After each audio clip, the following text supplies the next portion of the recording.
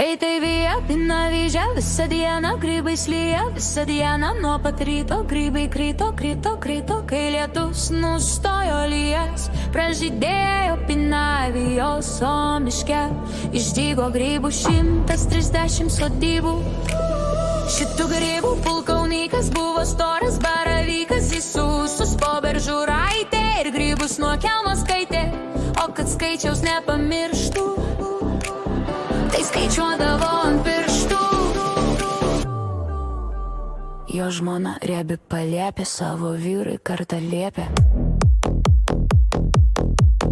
nors tave ir žmonės gyrė, bet esi netikęs vyrė. Viso miško grybų gėdai, kaip tu savo žmoną rėdai. Štai šį rytą dvi ruduokės iš manęs po krūmų juokės.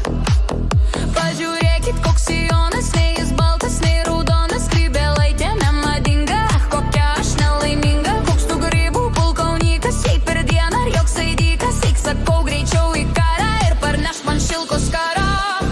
Baravykas, kad supyko, supykęs, kad suryko, trenkė kumštimi į pušį. Grybai, eisime į mūšį.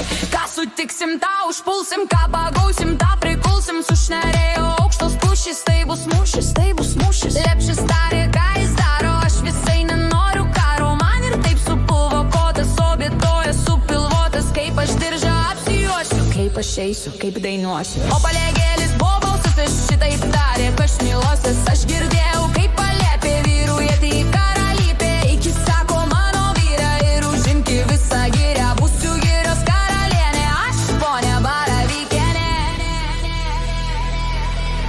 Baravykas ir paklausė: tu čia plepi bobausi, kad užriks ant jo kazlėkas. Koks tu vyras pašlemėkas, nors mane žmona ir bara. Aš vis tiek einu į karą ir gerai darai, kas lėkia. Iš toli kelmutis rėkia, išsirovė storo pušį. Aš taip pat einu į mūšį, o žmona kelmutis spyrė. Niekur neisi, tu pipirė. Jau geriau rytoj iš ryto paieškotum kelmo kito. Mūsų didelė šeimena šitos vos beišmaitina. Neklausyk, bičiulė mano, ką to bobos beišmano. Įkas avrėkas nuramino, išvejot pasivadino. O gražuolė, oi medėlė, vestuvas tą dieną kėnė. Ir nelemta karo žinia, jį išgirdo per kaimenę, kad suspigo, oi medė, aš apalpsiu kur kėdė.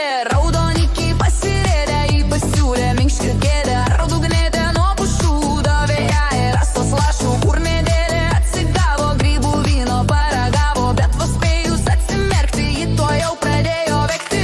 Uoto darbų karo žinia, vėjas paskleidė pušinę. Ir išgirdę karo gandos žvėrys baisiai išsigando. Vilkas šitaip tarė lūšį, sako, grybai ruošias mūšiui. Ar girdėjai lokio guolį, jau kažkas nakčia užpuolė? Negirdėjau gando tokio. Tai paklaus brolelio lokio, vos ištrūkęs sako, gyvas, tai man gyvas, tai man gyvas. Einam tartis pas grybus, vargia, vargia, kas čia bus. Ir abu ieškoti išvyko, balkaunyko baravyko, to narsuolio grybų vabo. Aukšto pušim jį rado, praliom jana vilkas gailiai nusišėrė mūsų kairėlį ir pilvo rusai sunykę. Ponas grybė pulkaunykę, gabensim šilkos karo, atidėkit prašom karo. Atsakė baravykas, kad što grybų pulkaunykas jau pulkosim, tai reikioju, pasituokite geruoju. O palėtė vyra kyra, kiek tos inga mano vyra, nes kariauji mušti sydram, aš į mūšį mano grytę. Ikri reikia rūko lyga, kiek aš jau kasado varavo, visiro kevo pailiu, išsiskaičiavo, ėmė galus. Kovas trimiti tyra, ryra, tai vėjas, vėjas, vėliavas, kitešas trenda, aidas grybų maršo. O ant kupsto grybų žvalgas į visas pusės, tik žvalgosi sumai, kad šoko bėgti, o pribėgęs ėmė rėkti. Grybai slėpkitės greičiau, aš grybuotojus mačiau, aš grybuotojus mačiau.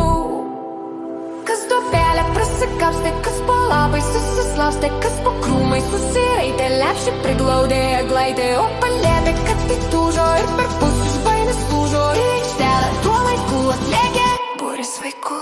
Jie palėpė apžiūrėjo